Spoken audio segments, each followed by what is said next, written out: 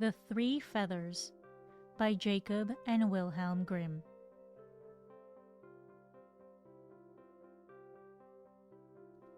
There was once on a time a king who had 3 sons, of whom 2 were clever and wise, but the third did not speak much and was simple, and was called the Simpleton. When the king had become old and weak and was thinking of his end, he did not know which of his sons should inherit the kingdom after him. Then he said to them, "Go forth, and he who brings me the most beautiful carpet shall be king after my death." And that there should be no dispute amongst them, he took them outside his castle, blew 3 feathers in the air, and said, "You shall go as they fly." 1 feather flew to the east, the other to the west, but the third flew straight up and did not fly far, but soon fell to the ground. And now 1 brother went to the right, and the other to the left, and they mocked Simpleton, who was forced to stay where the 3rd feather had fallen. He sat down and was sad, and then all at once he saw that there was a trap door close by the feather. He raised it up, found some steps, and went down them, and then he came to another door, knocked at it, and heard somebody inside calling, "Little green maiden, small, hopping hither and thither, hop to the door, and quickly see who is there." The door opened, and he saw a green, fat toad sitting, and round about her a crowd of little toads. The fat toad asked what he wanted. He answered, "I should like to have the prettiest and finest carpet in the world."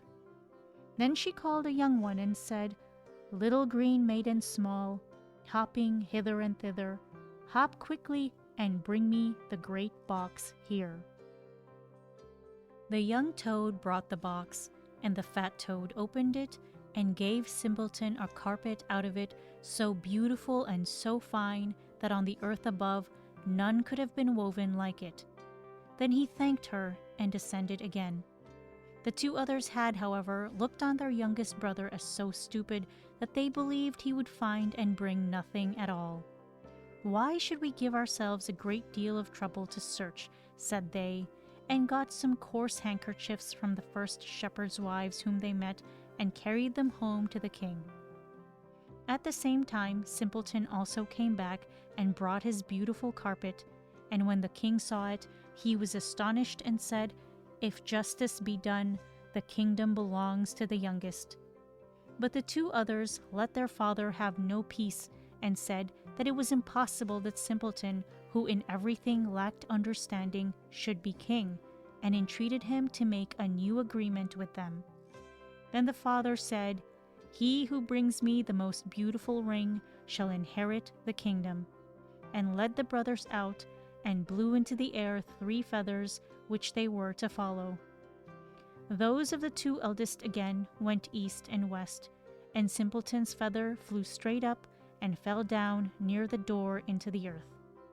Then he went down again to the fat toad and told her that he wanted the most beautiful ring.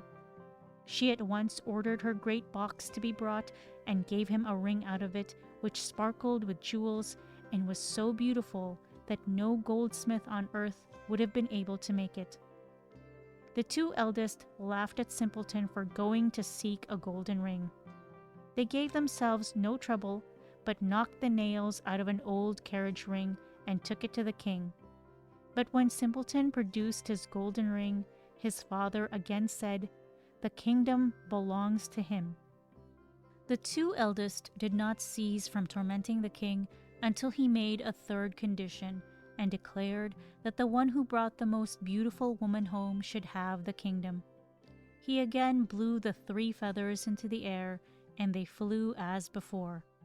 Then Simpleton, without more ado, went down to the fat toad and said, "I am to take home the most beautiful woman." "Oh," answered the toad, "the most beautiful woman. She is not at hand at the moment, but still thou shalt have her." She gave him a yellow turnip which had been hollowed out, to which 6 mice were harnessed. Then Simpleton said quite mournfully, "What am I to do with that?" The toad answered, Just put one of my little toads into it." Then he seized one at random out of the circle and put her into the yellow coach. But hardly was she seated inside it than she turned into a wonderfully beautiful maiden, and the turnip turned into a coach, and the 6 mice into horses. So he kissed her and drove off quickly with the horses and took her to the king. His brothers came afterwards.